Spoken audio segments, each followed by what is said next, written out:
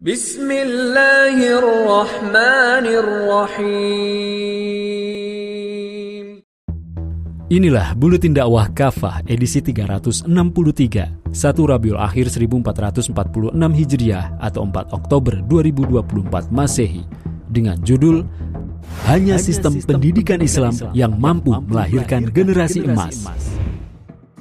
Tindakan kriminal yang dilakukan remaja atau pelajar hingga anak berusia di bawah umur terus meningkat dan mengkhawatirkan akhir-akhir ini. Tak sedikit remaja atau pelajar yang terlibat dalam pembunuhan, penganiayaan, pencurian, pembegalan, pemerkosaan, geng motor, dan tawuran. Baru-baru ini misalnya, kasus pemerkosaan dan pembunuhan siswi SMP di Palembang melibatkan 4 tersangka yang semuanya merupakan remaja di bawah 18 tahun.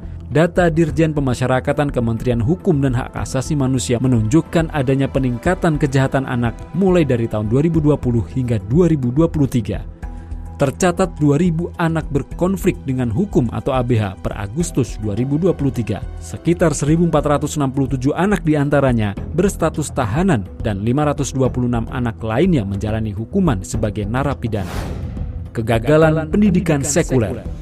Penerapan sistem pendidikan sekuler di negeri ini terbukti telah gagal melahirkan generasi yang beriman dan bertakwa. Akibatnya, tindak kriminal khususnya yang dilakukan remaja atau pelajar makin meningkat. Melalui penerapan sistem pendidikan sekuler, pemerintah terbukti telah gagal menjalankan misi pencerdasan bangsa, apalagi misi mewujudkan generasi yang beradab.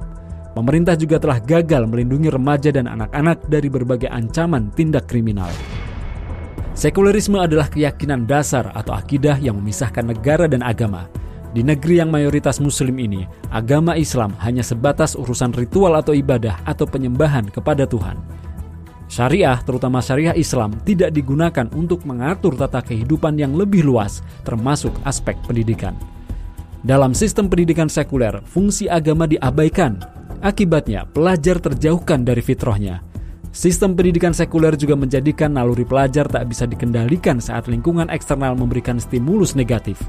Sebab utamanya adalah karena tidak tertanam keimanan dan ketakwaan pada diri pelajar. Padahal pada awalnya manusia dilahirkan membawa fitrah. Demikian sebagaimana sabda Rasulullah SAW, setiap anak dilahirkan dalam keadaan fitrah. Kedua orang tuanya lah yang menjadikan dirinya Yahudi, Nasrani atau Majusi. Hadis riwayat Al-Bukhari dan Muslim. Hadis ini mengajarkan bahwa setiap manusia sejak kelahirannya cenderung pada agama yang benar atau ad-dinul haq, yakni tauhid atau Islam. Sayangnya, lingkungan yang sekuler baik di rumah, di sekolah maupun di masyarakat telah mematikan fitrah manusia ini. Padahal Allah SWT telah berfirman dalam Quran surat Ar-Rum ayat 30 yang artinya, hadapkanlah wajahmu dengan lurus kepada agama Allah. Tetaplah atas fitrah Allah yang telah menciptakan manusia menurut fitrah itu. Tidak ada perubahan pada fitrah Allah. Itulah agama yang lurus. Namun kebanyakan manusia tidak mengetahui. Dengan demikian, pada dasarnya fitrah anak adalah Islam. Jika sistem pendidikan yang membesarkan dirinya justru sekuler atau menjauhkan anak dari Islam, maka akan lahirlah generasi amoral yang mengabaikan perintah dan larangan Allah SWT. Sosok generasi yang kehilangan fitrah dan amoral semacam ini akan terus ada jika pemerintah tidak segera menyadari bahaya dari sistem pendidikan sekuler ini. Saat ini lingkungan sosial tempat anak-anak bergaul juga tidak mencerminkan kehidupan yang islami. Lingkungan masyarakat yang di dalamnya marak perjudian, prostitusi, pornografi, porno aksi, peredaran minuman keras, pergaulan bebas, dan sederet fakta lain akan sangat mempengaruhi secara negatif perilaku remaja dan pelajar. Sistem pendidikan sekuler yang menihilkan peran agama tercermin pada visi, misi, kurikulum, program, metodologi pengajaran hingga indikator output dan outcome sekolah. Keseluruhan komponen itu dikaitkan dengan orientasi kehidupan duniawi semata, sama sekali mengabaikan tujuan kehidupan ukhrawi. Dengan kata lain, sistem pendidikan sekuler mengabaikan sama sekali nilai-nilai keimanan dan ketakwaan. Dominasi sistem pendidikan sekuler di tengah-tengah kaum muslim di negeri ini jelas merupakan malapetaka. Malapetaka yang menonjol adalah lahirnya generasi-generasi sekuleristik yang jauh dari ajaran agama. Karena jauh dari agama, maka sangat rentan menjadi generasi amoral bahkan kriminal. Akibatnya, di kalangan remaja atau pelajar akhir-akhir ini marak kasus pornografi, seks bebas, narkoba, tawuran, dan aneka kejahatan lainnya. Sistem pendidikan Islam sebagai solusi. Sistem pendidikan Islam memiliki karakteristik yang didasarkan pada prinsip-prinsip ajaran Islam.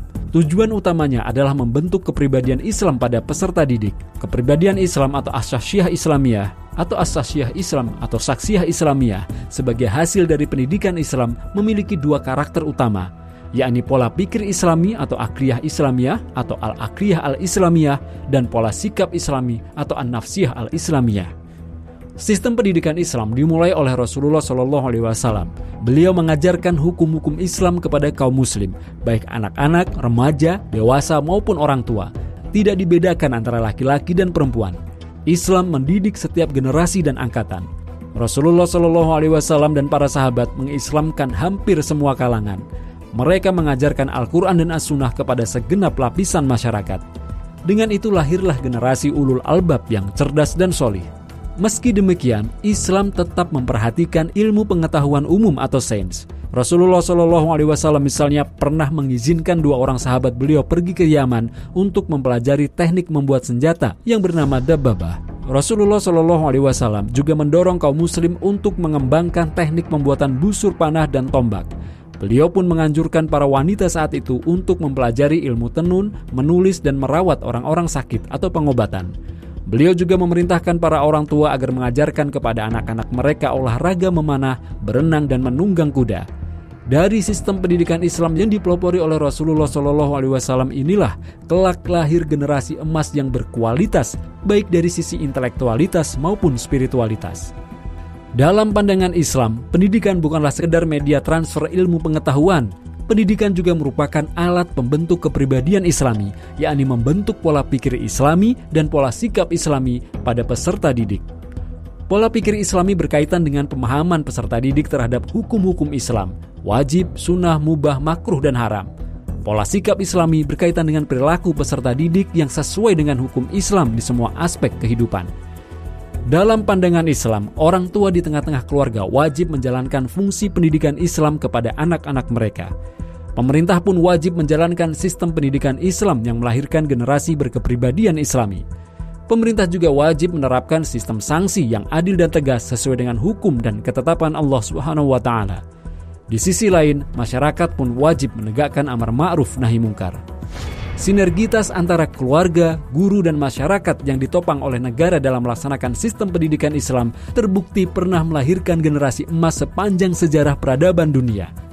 Kondisi ini berlangsung sejak penerapan sistem pendidikan Islam yang dimulai pada masa kepemimpinan Rasulullah SAW sebagai kepala negara Islam di Madinah, lalu dilanjutkan hingga pada masa kepemimpinan Khulafaur Rasyidin dan para khalifah setelah mereka sepanjang era kekhilafan Islam selama berabad-abad.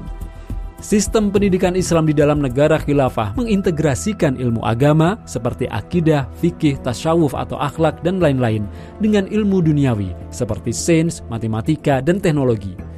Tujuannya adalah untuk menghasilkan generasi yang tidak hanya cerdas dalam urusan dunia, tetapi juga memiliki pemahaman yang mendalam tentang ajaran agama dan mampu menerapkan nilai-nilai Islam dalam setiap aspek kehidupan. Lahirnya generasi emas sepanjang sejarah peradaban Islam dalam institusi khilafah pada masa lalu semestinya menjadi petunjuk dan pelajaran yang berharga bagi umat Islam di negeri ini, khususnya pemerintah. Petunjuk bahwa hanya Islamlah sebagai sistem kehidupan yang benar atau lurus yang akan melahirkan aneka kebaikan bagi bangsa dan negara ini. Dalam Quran Surat Al-An'am ayat 153, Allah SWT berfirman, yang artinya, inilah jalanku yang lurus, yakni Islam. Karena itu ikutilah jalan itu dan janganlah kalian mengikuti jalan-jalan lain yang bisa mengakibatkan kalian tercerai-berai dari jalannya. Yang demikian Allah perintahkan kepada kalian agar kalian bertakwa. Dari petunjuk dan pelajaran ini akan lahir sebuah kesadaran ideologis pada bangsa ini untuk berjuang bersama menegakkan syariat Islam secara kafah dalam semua aspek kehidupan termasuk pendidikan. Yakinlah, hanya sistem Islam, termasuk di dalamnya sistem pendidikan Islam, yang akan melahirkan generasi emas. Itulah generasi yang beriman, bertakwa, cerdas, dan berprestasi.